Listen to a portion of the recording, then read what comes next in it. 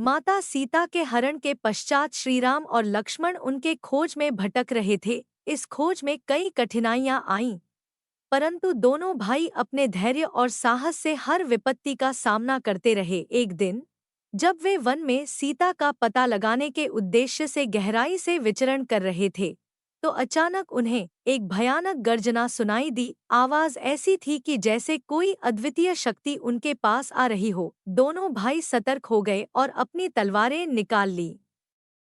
धीरे धीरे वे उस आवाज की दिशा में बढ़े और तभी उनकी नजर एक अजीबोगरीब आकृति पर पड़ी।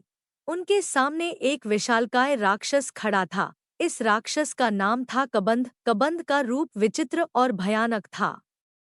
उसकी आकृति मानव जैसी थी, लेकिन उसके शरीर का मध्य भाग ही बचा हुआ था। उसका सिर और गला कहीं नहीं थे और उसके शरीर पर तीखे रोए थे। उसकी छाती में एक भयानक आँख थी जो ज्वाला की तरह चमक रही थी।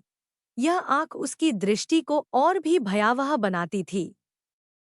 उसकी लंबी भुजाएं थीं, जो इतनी विशाल थी कि वह किसी भी वन्य जीव को अपने पास खींच सकता था।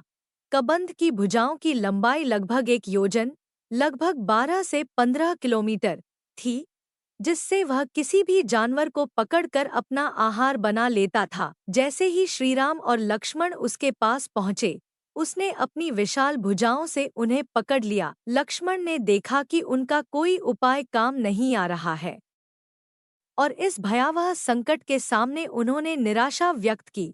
लक्ष्मण, जो हमेशा से श्रीराम के प्रति निष्ठावान और समर्पित थे, अब इस विकट परिस्थिति में अपने आप को असहाय महसूस कर रहे थे। उनके मन में सीता के अपहरण का दुहक पहले से ही था और अब इस भयावह राक्षस के बंधन में फंसकर उन्होंने अपने हृदय की पीड़ा को व्यक्त किया। उन्होंने श्रीराम से कहा, भैया, अब मैं इस राक्षस के हाथों विवश हो गया हूँ।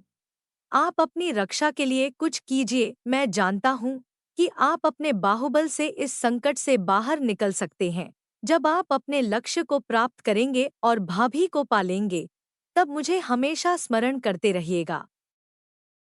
लक्ष्मण की यह बात सुनकर श्रीराम ने उन्हें ढाढ़स बंधाते हुए कहा, हे लक्ष्मण, वीर योद्धा कभी भी विपत्ति में हार नहीं मानते। तुम्हारे जैसे महाबली योद्धा को इस प्रकार विषाद नहीं करना चाहिए। यह संकट हम दोनों की परीक्षा है और हमें इसे धैर्य से सामना करना चाहिए। श्रीराम के इन शब्दों ने लक्ष्मण को प्रेरित किया और उन्होंने इस समस्या का समाधान खोजने का निश्चय किया। श्रीराम और लक्ष्मण ने विचार किया कि कबंध की शक्ति उसकी विशाल भुजाओं में ही है और यदि वे उसकी भुजाओं को काट देंगे तो उसका पराजय संभव होगा। इस विचार के साथ उन्होंने अपनी तलवारें उठाईं और पूरी शक्ति के साथ कबंध की भुजाओं पर वार किया। श्रीराम ने उसकी दाहिनी भुजा को काट डाला और लक्ष्मण ने उसकी बाईं भुजा को काट दिया। कबंध की भुजाएं कटने पर वह भूमि पर गिर पड़ा और कराहने लगा।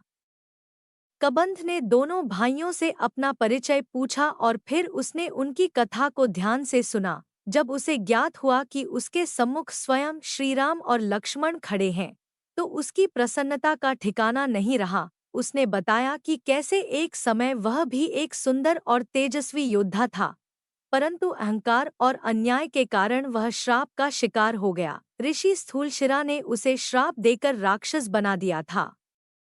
कबंध ने अपनी कथा सुनाई कि पूर्वकाल में वह एक बहुत ही शक्तिशाली योद्धा था और उसने ब्रह्मा जी की तपस्या करके दीर्घायु का वरदान प्राप्त किया था। लेकिन उस वरदान के अभिमान में वह और भी अधिक अहंकारी हो गया। अपने बल के घमंड में उसने एक दिन इंद्र पर आक्रमण कर दिया। देवराज इंद्र ने उसे पराजित कर दिया और अपने वज्र से प्रहार कर उसका सिर और पैर शरीर के भीतर घुसा दिए। इस विकट स्थिति में वह इंद्र से क्षमा मांगता है।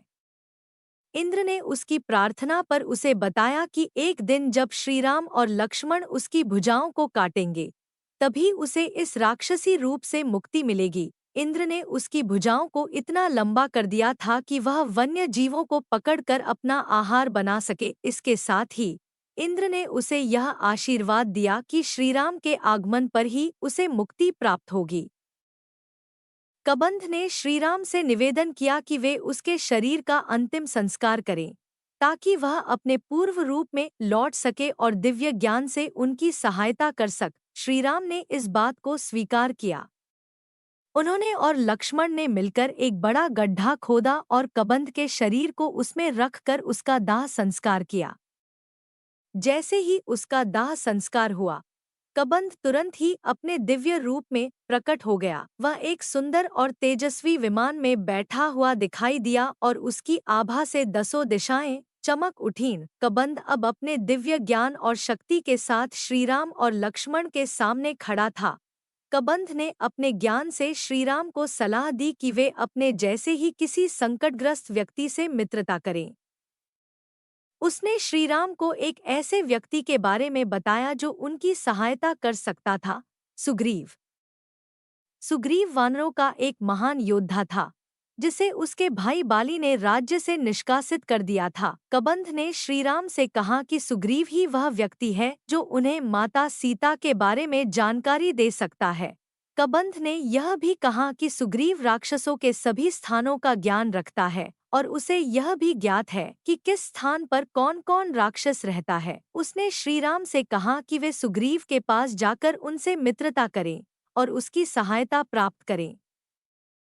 कबंध ने उन्हें ऋष्यमुख पर्वत का मार्ग भी बताया, जहां सुग्रीव अपने वानर अनुयायियों के साथ रहते हैं। कबंध ने श्रीराम को महर्षि मतंग के शिष्य शबरी के आश्रम में जाने की भी सलाह दी। उसने कहा कि शबरी एक भक्त महिला है जो श्रीराम के आगमन की प्रतीक्षा कर रही है और उनके स्वागत के लिए अत्यंत उत्सुक है। शबरी के पास जाने से श्रीराम को एक नई दिशा मिलेगी और उनकी भक्ति का अनुभव करने का अवसर भी प्राप्त होगा।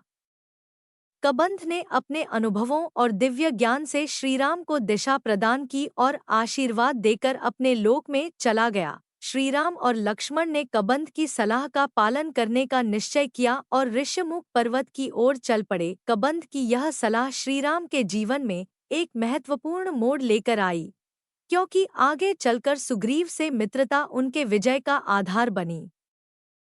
कृपया वीडियो को लाइक, सब्सक्राइब और शेयर करना न भूलें।